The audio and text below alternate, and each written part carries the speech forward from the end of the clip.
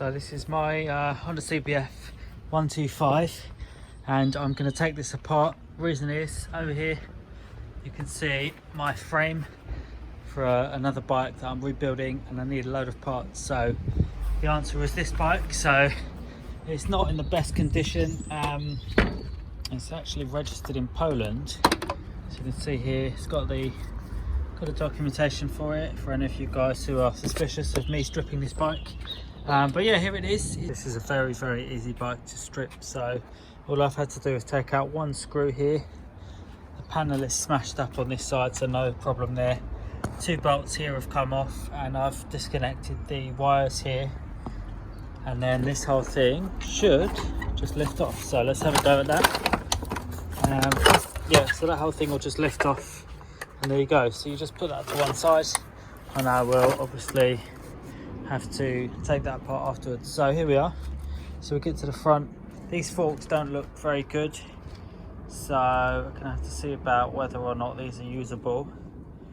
You can see actually just straight away you can see that something isn't straight on this top. So the steering stem goes one way and the two forks are going that way.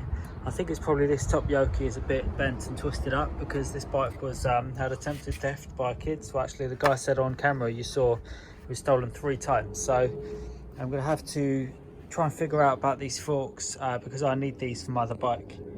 I've taken off the most of the parts on the handlebars. I just try and do it in order, and I try and keep stuff complete. So like put screws back in, and even if you're going to put it back on something else, you just want to keep the screws where they should be.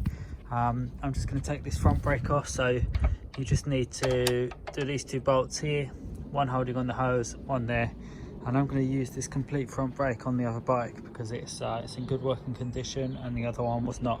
So the bike is on its way to being in the dustbin. So I'm putting off the back wheel, the swing arm, a lot of parts that I need, and just using them to build up the other red bike.